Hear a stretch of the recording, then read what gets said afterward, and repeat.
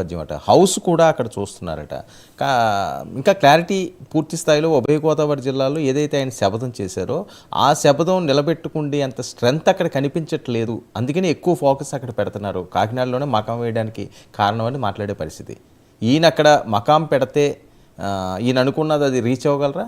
అంటే అభిమానులకు ఎక్కువగా అందుబాటులో ఉండటము కొంచెం, అది కాకుండా వాళ్ళు అశ్రద్ధ చేస్తే యంత్రాంగాన్ని పెంచుకోవటము. గతంలో తనే రావడం కష్టంగా ఉండేది, నాకు బాగా తెలుసు కదా. ఆ సభలకు కానీ సమావేశాలకు కానీ ఒక పద్ధతి ప్రకారం అంతకుముందు ఆ వరవడి లేదు కదా మనిషికి. ఈసారి అది కొంచెం ఎక్కువ చేస్తున్నాడు, రాజకీయ నాయకుడిలాగా తన శిబిరము దాన్ని బలోపేతం చేసుకోవడం ఇదంతా. కానీ కాకినాడ నుంచి పోటీ చేస్తాడని ఒక బలంగా ఒక చర్చ నడుస్తుంది. అది అల్టిమేట్గా చంద్రబాబు నాయుడుతో కూడా కలిసి వాళ్ళిద్దరే డిసైడ్ చేస్తారు ఎక్కడ చేస్తే ఎక్కువ ఉపయోగం అనేది, అది మనం చెప్పొచ్చు.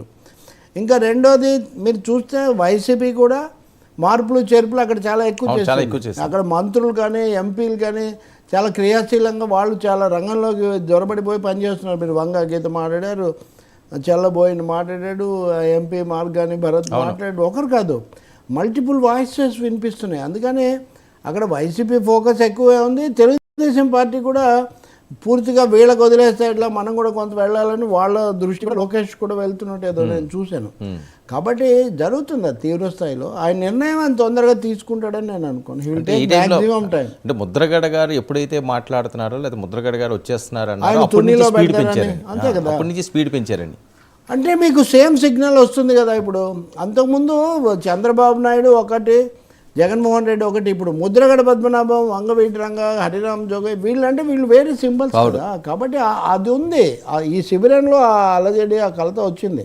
మీరు చేసిన చర్చల్లో కూడా అందరూ కాపు నాయకులు ఒక విధంగా మాట్లాడలేదు కదా. అవును, కరెక్ట్, మాట్లాడలేదు. పైగా మమ్మల్ని టేకన్ ఫర్ గ్రాంటెడ్గా తీసుకోకండి అని చెప్తున్నారు కదా. ఇంకా మరి అది ఆందోళన కలిగిస్తుంది కదా పవన్కు.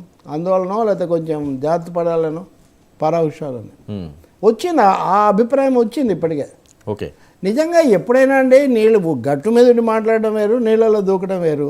ఇప్పుడు పవన్ నీళ్ళలో దూకాడు, ఇంకా జరుగుతుందని ఆయన ఈత కొట్టడానికి ప్రయత్నం. గోదావరిలోనే, అది కూడా సాక్షి గోదావరిలోనే ఈత కొడుతున్నాడు ఆయన. ఇంకా వరద ఉధృతి లేకపోతే ఓకే, వరద ఉధృతి వస్తే ఇబ్బంది పడాలి. ఆయనే నేనే ఒక వరదాని కదా, 6 అడుగుల బుల్లెట్ కదా, కాబట్టి అదే ఒకటి వేరు. ఇంకా ఈ పరిస్థితుల్లో మీడియాకి అస్సలు లీకులు ఇవ్వని పరిస్థితి కాకినాడలోనే.